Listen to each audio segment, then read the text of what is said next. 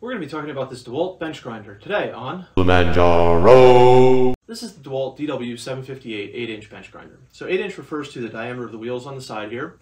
That 8 inches is a pretty standard size. There are some that are 6 inches, little cheaper ones. This wheel is 1 inch thick, which is also pretty standard. You can find professional grinders for pedestal grinders, much more expensive, that'll have thicker wheels than that, but 1 inch is pretty much standard. So the motor on here, Dewalt doesn't give a rating for it. I have seen some websites claim that it's a 3/4 horsepower motor. That's not really true. It's actually rated at 500 watts, according to the nameplate here. That works out to a little bit less than 3/4 horsepower. Regardless, it's plenty of power, even with the coarse wheel that's on here. I've never had any issues with it bogging down, even when I'm trying to take a lot of material off it. So it has plenty of power. Now this is not a very expensive bench grinder. I paid about $140 for this. The Harbor Freight 8-inch bench grinder, at least the professional one, is $180, so you can tell that this is not a very expensive tool. It's made in Taiwan. In general, the motor is a pretty nice quality. These guards on the side are nice and thick. Where it's kind of let down is these little tool rests here. They're kind of just some cast aluminum. It's kind of chintzy, same with the brackets, same with these little plastic eye protectors here. It's all kind of a little chintzy there. Particularly, you can't adjust anything except for the eye position here without a wrench. So if you want to adjust the angle of this or move it in or out, as these wheels wear, you need to move this in and out. There's just regular hex bolts on here, so you got to get a wrench out to do that. Not a huge deal, but it's a minor inconvenience. The grinder comes with 2 wheels, what I would consider a coarse wheel and then a very coarse wheel. I believe it's a 36 grit and then a 60 grit wheel. Now, of course, you can place those with whatever you want. It has a 5/8 inch arbor, so you need to find a wheel that has that arbor or get some bushing adapters. So for instance, this is a nylon wheel. It's nylon impregnated with some grit. It's about 180 grit, super useful for deburring small parts. It has a 5/8 inch arbor already in it. But then this over here, this is a Norton 180 grit wheel. This comes with some little bushings here for whatever size arbor you happen to have. So it's not a problem for most stones. If it doesn't come with arbors, easy enough to find for $5 or $10 online. Not a big deal. So I'm going to turn it on. I'm going to show you how those wheels work. On the coarse wheel here, I'm going to grind just a high-speed steel tool bit. And then over on this very coarse wheel, I've got some mild steel that I'm going to grind and see how all those work. I'm going to start it up here. Now I do have it clamped down to the bench because you'll see it does vibrate quite a bit.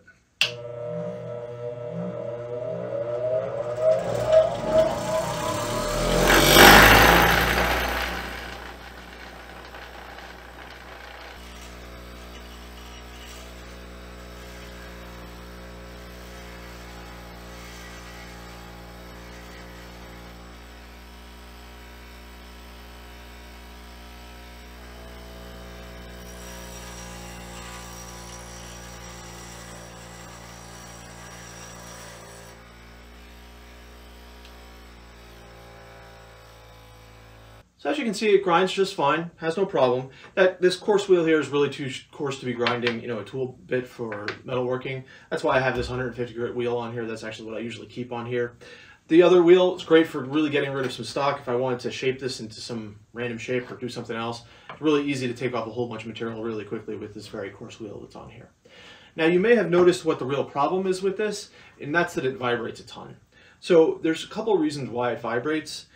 And it has to do with the wheels that are on here and how they're mounted. Changing the wheels is pretty straightforward. You just have to take off this end plate and then there's a nut. I did take off one of the eye protector things just because I'm at kind of a weird angle so that you guys can see it on the camera here. You don't need to do that normally to change the wheel though. With that out of the way, you just take this nut off here. And this can be kind of tricky. There's no way to hold this steady while you take that nut off. There's no spot over on this side to slip a wrench in. And if you try to grab it on the other side with the nut on the other side, that's a reverse thread nut, so it's a left-handed thread nut, and you'll just you may end up undoing the wrong one. There's no way to control which one you're going to undo. So best bet is either just grab this. I've jammed a piece of wood in here sometimes, that helps. This shouldn't be on here too tight.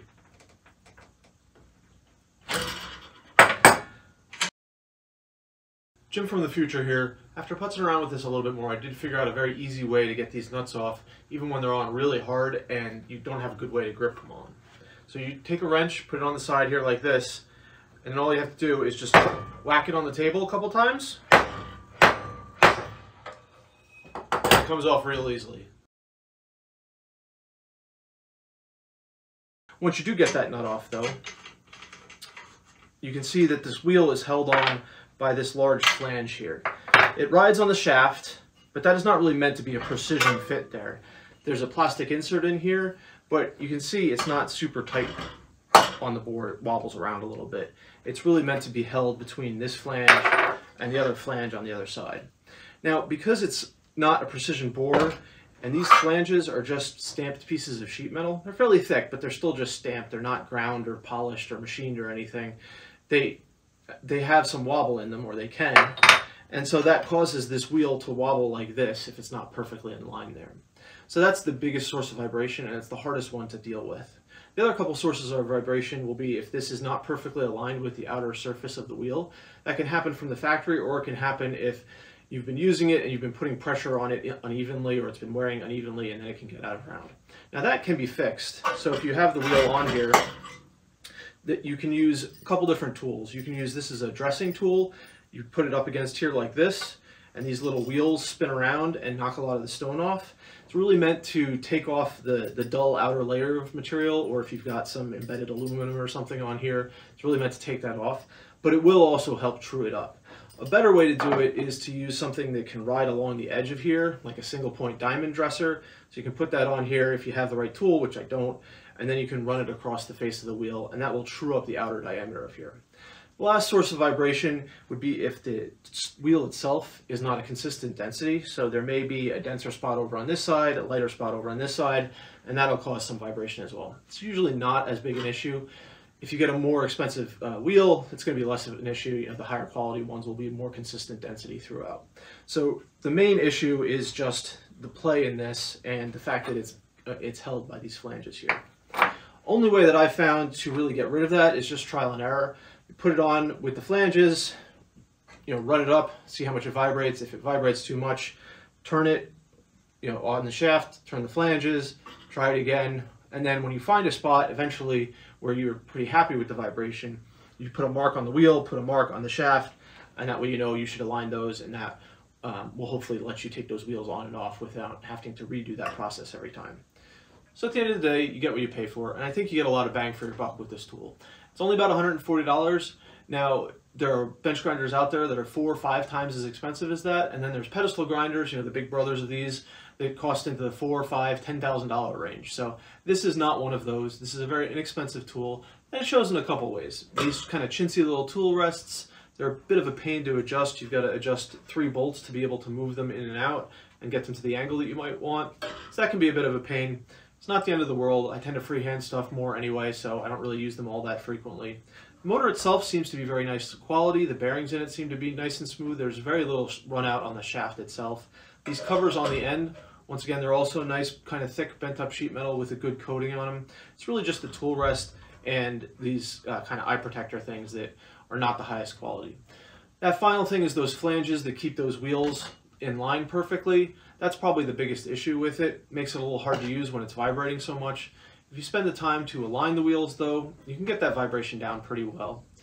The real way you could fix that though is to have a machinist machine you up a couple new flange adapters that fit perfectly onto the shaft there. Shouldn't be that big a deal to do that, and then you should be able to have these wheels run nice and true, ignoring any inconsistency in the wheel itself. So at the end of the day, if you're somebody who only needs a grinder like this every once in a while, I think this is a great buy. Very inexpensive, and it'll do the job. If you're going to be using the grinder constantly, once a week, every day, I would certainly splurge for something a little bit nicer than this one. So, thanks for watching.